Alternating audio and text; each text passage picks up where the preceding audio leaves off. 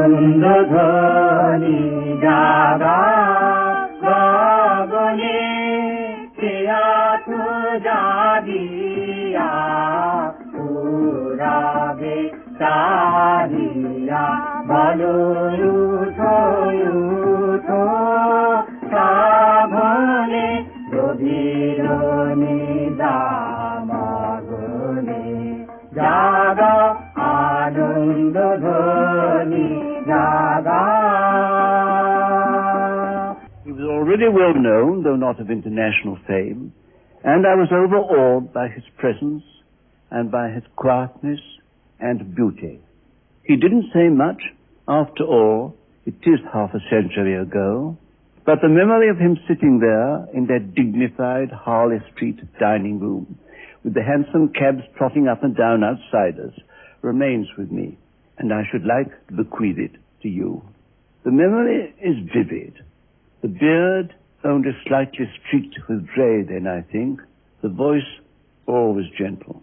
And I do myself the credit of realizing then and there that I was in the company of a great man. The feeling of being in the presence of a great man, which the English novelist Ian Forster experienced, was shared by many who met Rabindranath Tagore in his prime. At first I thought the visitor must be one of the prophets stepped from the Old Testament.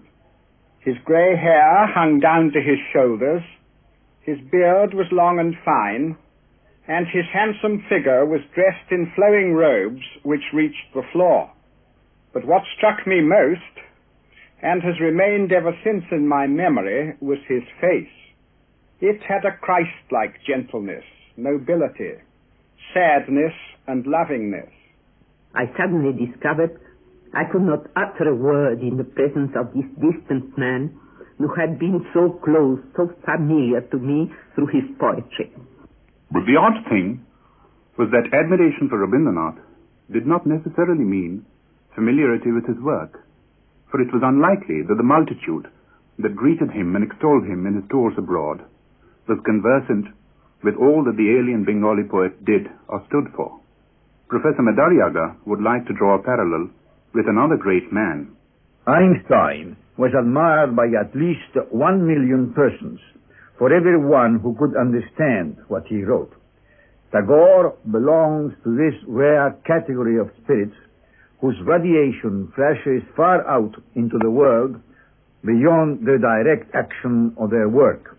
If Rabindranath had done nothing else in life, his efforts to bridge the gulf between East and West, to place humanity on a broader base, and to obliterate differences created by barriers of culture, these alone would have given him lasting eminence.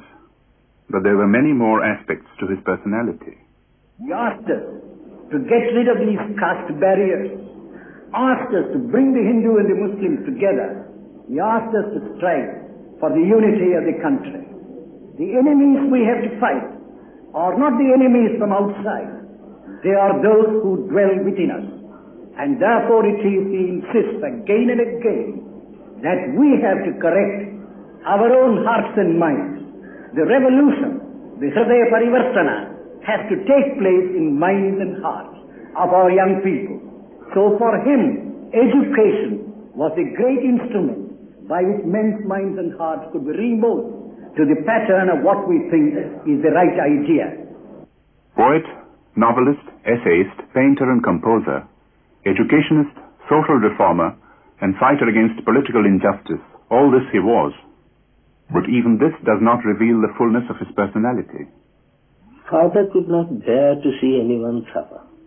He would himself nurse if any of us fell ill.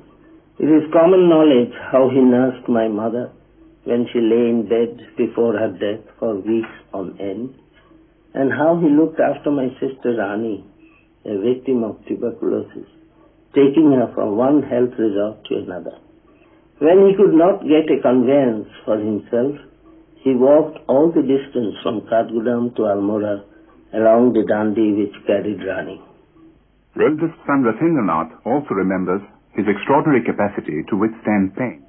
When once he was stung by a scorpion, he sat quietly with his legs stretched out before him, trying to think that it was somebody else's leg and not his. not of his essential self. And he had his foibles too, as Aurobindo Ghosh remembers. When he arrived in Cambridge in October 1912, he lived almost solely on sanatogen and carried about a bottle of sanatogen always with him. But more characteristic was a desire for change. He easily got tired of living in the same room or the same house for long. When he could neither change the house nor the room, he would put up partitions and shift them whenever he grew tired of the arrangement. Shantiniketan bears testimony of this change-loving habit of his. There are more than a dozen cottages there in which he had lived at different times. He was also fond of changing the arrangement of the furniture and decorations to suit his mood at the time. In the early days, he had with infinite care renovated 2 dingy rooms in the ground floor of the Jorasanko house. For decoration, he had purchased a number of reproductions of English artists. With these, he plastered the walls. Later, these were successively replaced by Ravi Verma prints and paintings from Ramayana and Mahabharata by some unknown artist. The 19th century saw a great resurgence in the social, political and cultural fields in Bengal, and the man who may be said to have been its architect had close ties with the Tagore family. But although Raja Ram Mohan Roy had been a friend of Rabindranath's grandfather, Dwarkanath, it was Dwarkanath's son who really proved to be his true spiritual successor. Rabindranath Tagore carried on Ram Mohan's unfinished task of tracing Hinduism to its monotheistic basis in the Upanishads and ridding it of its constricting bonds of orthodoxy. Rabindranath, born on the 8th of May, 1861, was Rabindranath's 14th child, and this was probably lucky for him, for there was so much that he could learn from the elders. Music and the arts ran in the family, and there was scarcely any branch of learning that at least one of the brothers had not mastered. Robi's first book of verse, Kobi Kahini, came out when he was only 13. At the age of 17, he published imitations of the Vaishnava poets under the pseudonym of Bhanusingho. He was doubtless pleased with the fact that they took in many a critic of the day.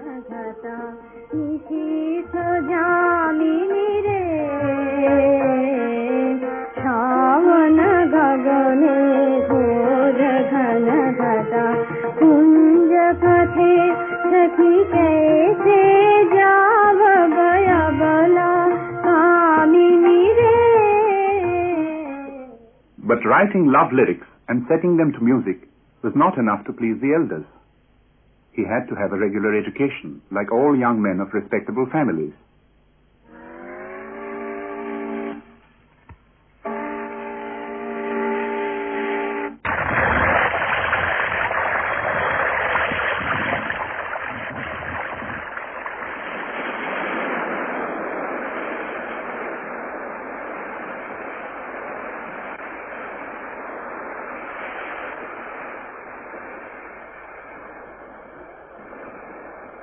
At the age of 18, Robi was sent out to England.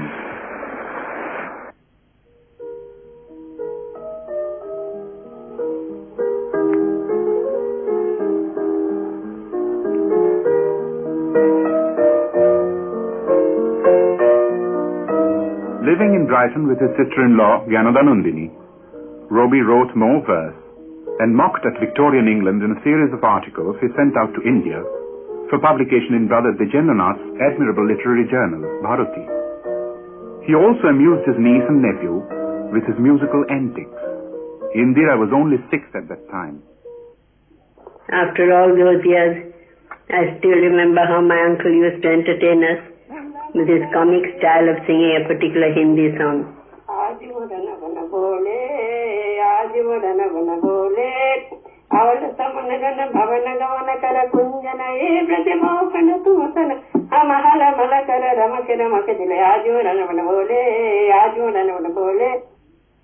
All this, of course, leads to the fact that he did not complete his course of studies at the London University.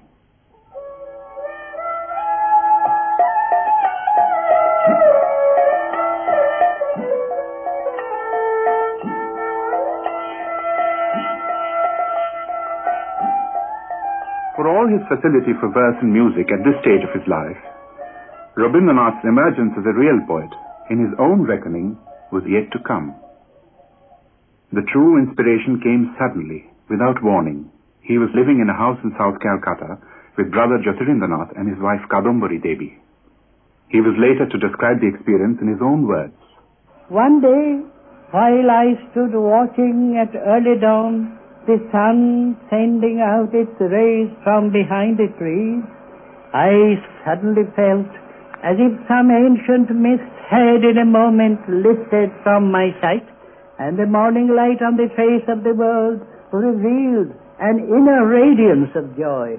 The invisible screen of the commonplace was removed from all things and all men, and their ultimate significance was intensified in my mind. And this is the definition of beauty.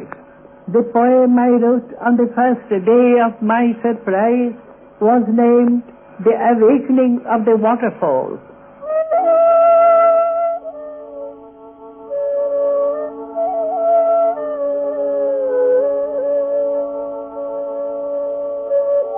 When father took over the management of the estates at Maharshi's instance, we moved over to Shilaida, a small village on the bank of the Padma in the district of Nadia.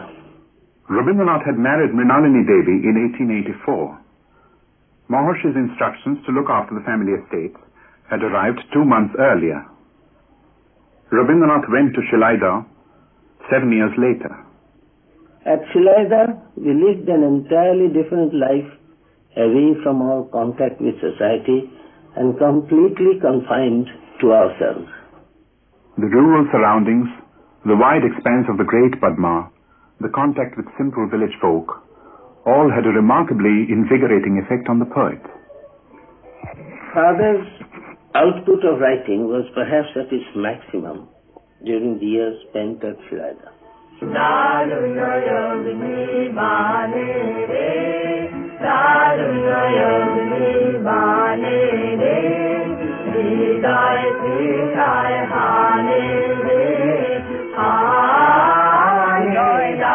নাচে রে আজিকে ময়ূরের মতো নাচে রে হৃদয় নাচে রে হৃদয় নাচে রে শতবরণের ভাব উচ্ছ্বাস কলাপের মতো করেছে বিকাশ আকুল পরাণ আকাশে চাহিয়াই উল্লাসে কারে যাচে রে হৃদয় আমার নাচে রে আজিকে ময়ূরের মতো নাচে রে. My father had become greatly concerned about our education. He was determined that we should not go through the grind of the stereotyped school teaching prevalent in our country, his own impression of the schools in Calcutta having left a bitter impression on his mind.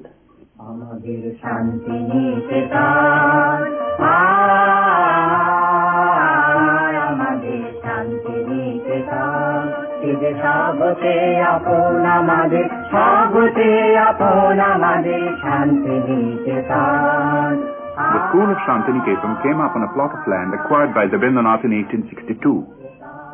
Among the noblest of his ideals, it was not an easy task to bring it into being. Personal belongings, as well as the copyright of his books, had to go. Neither pupils nor teachers were easy to come by. But Rabindranath was not prepared to give up, for he realized that most problems of the country could be solved if the basic one of education could be tackled. In the midst of all these came personal bereavement. His wife Mrinalini Devi and second daughter Renuka died within a year of the opening of the institution. 4 years later, youngest son Shomi passed away. But his eldest son Rathindranath remembers, vicissitudes of life, pain or afflictions never upset the equanimity of my father's mind. His inward peace was not disturbed by any calamity, however painful. Some superhuman Shakti gave him the power to resist and rise above misfortune of the most painful nature. After mother's death, father devoted himself with renewed zeal to the affairs of the school at Shantiniketan. The conception of the open-air educational institution at Shantiniketan, apart from being a healthy scheme, had behind it the vision of a poet. This poetic vision was to guide most of his undertakings, whether literary, social, or political. When Lord Curzon suggested the division of Bengal, it was the humanist poet in Rabindranath who was moved to write a series of magnificent patriotic songs.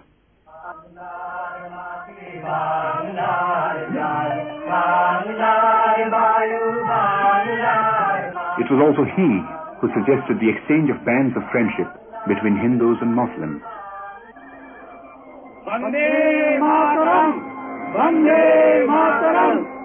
And when the Swadeshi movement took a turn towards violence, it was the poet whose sensibility was hurt and who withdrew from the political field. It was Rabindranath's own translations of some of his lyrics that paved the way to world fame. Gitanjali, which came out in 1912, had an introduction by the poet Yeats. Translation had given the poems a new garb, and yet they had a beauty of their own. Sybil Thorndike was one of many who were deeply moved by the poems. My songs are like water plants. They do not stay immovable where they were born. They have no roots, only flowers and leaves. With the joy of light they dance in the waves. Having neither home nor wealth, they are like unknown guests. No one knows when they come or go. When the July rains come pouring down from the clouds and submerge the banks, my water plants, turbulent and restless, lose their way in the flood and are carried away in all directions, from country to far country. Professor Basham's reaction as a youth to Tagore's poetry provides a clue to the phenomenal popularity Rabindranath acquired in Europe. Like many thoughtful adolescents the world over, I was then going through a period of inner crisis, seeking for some kind of psychological security in a world which presented baffling problems to me and which seemed dangerous and unfriendly.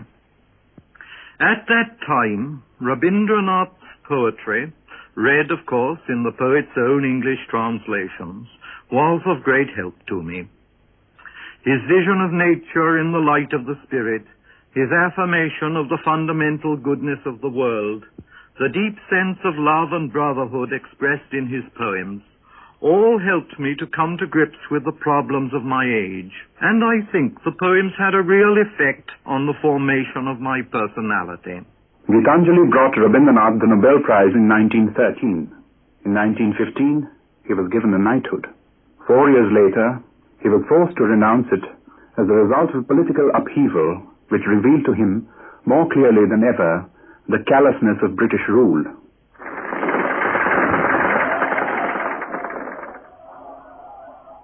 If his scathing condemnation of the massacre at Amritsar did not actually alter the course of imperialist policy, it certainly gave a wonderful boost to the ebbing morale of his countrymen.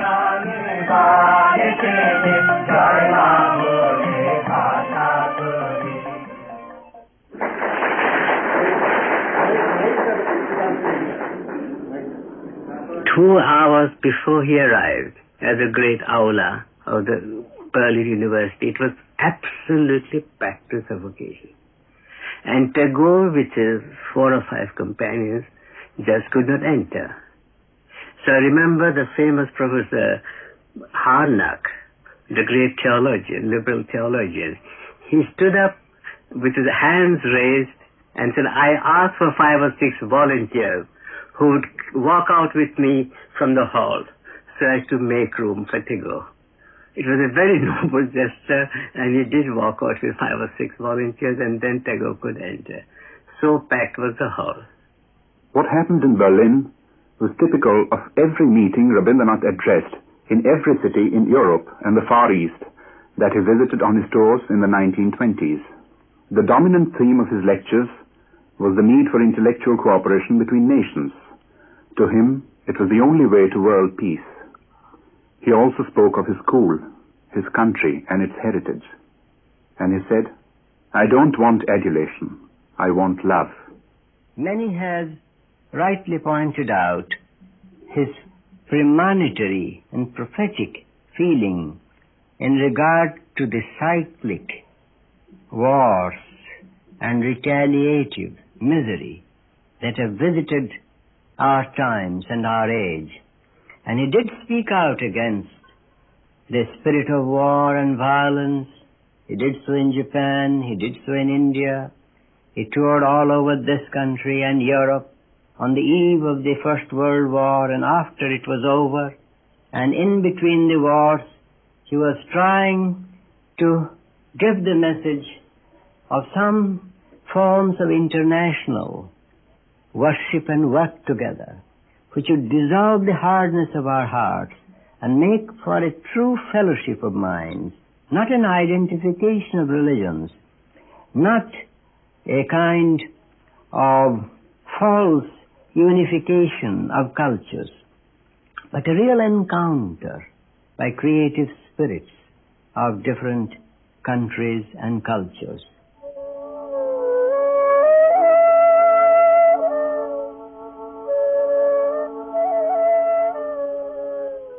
One important purpose behind the long and arduous journeys Rabindranath undertook, even in his declining years, was to collect funds for his school, which had now grown into an international university. The Vishwabharati had opened its doors to students and scholars from all over the world. Songs, fairs, dramatic performances, festivals celebrating the seasons formed part of the very fabric of life at Shantiniketan.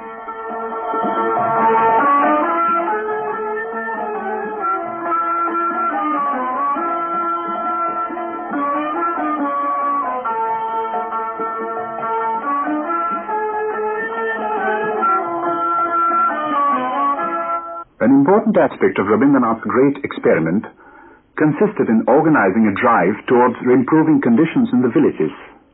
Leonard Elmhirst remembers the occasion in America when Rabindranath first mentioned the idea to him. First of all, he had a sense of humor. Secondly, he came straight to the point and said, Mr. Elmhirst, I have a school, rather an academic school, in Bengal, and it's situated in the middle of the countryside. There are bare plains all round, and my father started this center. But around us are a number of Indian villages, and for years I've been interested in the village life of Bengal. But what worries me about these villages is that they seem to be in decay. And I've wanted for a long time someone who would be willing to come and live in one of them. And I have a farm 1.5 miles away from our school. Elmhirst assumed the task Tagore had asked of him.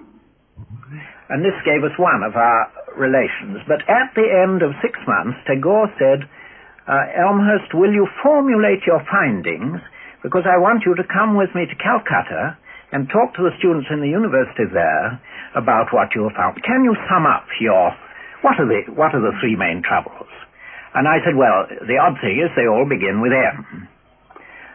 Monkeys, malaria, and mutual mistrust. Besides Leonard Elmhirst, 2 other Englishmen gave themselves heart and soul to serving Tagore's cause. They were Charlie Andrews and Willie Pearson. Andrews, who knew Gandhi even before he knew Tagore, had an additional task to perform. C.F. Andrews was always known as the hyphen because he regarded part of his life work as the job of bringing Tagore and Gandhi together. The relationship between the 2 men was a unique one.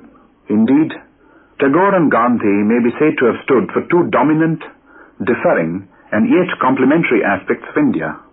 Pandit Jawaharlal Nehru admits to have been influenced by both. I was very much more closely in contact with Gandhiji, and he affected me tremendously. And yet, if I may say so, with all humility, my mind was a little more in tune with Tagore. And as I grew and as I saw more of Rabindranath, I was attracted to him more and more. Attracted, and at the same time I noticed, as I noticed in the case of Gandhiji too, how these 2 mighty men were constantly undergoing They were men full of humanity, full of life, full of song. At least Tagore obviously was, full of the joy of life. Rabindranath's last days were spent largely in Shantiniketan. His countrymen and the world at large had acclaimed him and paid homage to him.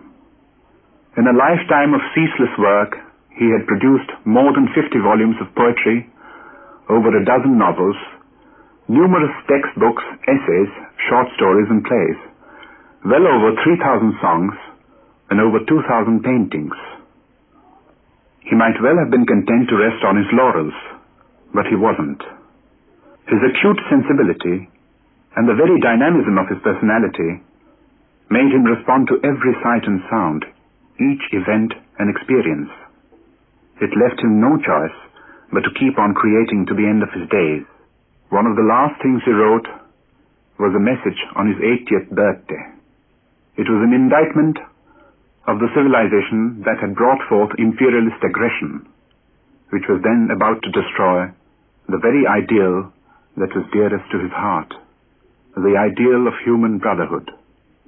When my mind was released from the black cavern of oblivion and woke up into an intolerable surprise, it found itself at the crater of a volcanic hellfire that spouted forth a stifling fume of insult to man.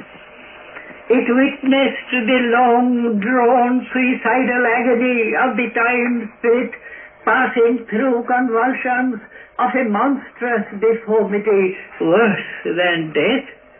Give me power, O awful judge, sitting on the throne of eternity. Give me a voice of thunder, that I may hurl imprecation upon this cannibal whose gruesome hunger spares neither women nor children, that my words of reproach may ever rock upon the heart-throbs of a history humiliated by itself, till this age, choked and chained, finds the bed of its final rest in its ashes. On the 7th of August 1941, a few minutes after midday, the voice was stilled. Rabindranath died in the house where he was born. His ashes were brought back to Shantiniketan. To me, who was present when his ashes were brought back to Shantiniketan, to me his death seemed more than mere physical dissolution. I felt, and together with me all those who had lived within the orbit of this unique personality, that what had passed away was indeed a way of life, a way of thinking and feeling. One might almost say a way of dreaming, the like of which no age like ours could possibly reproduce again. And it is no exaggeration to say that we then were filled with a sense of awe and veneration which have never left us since.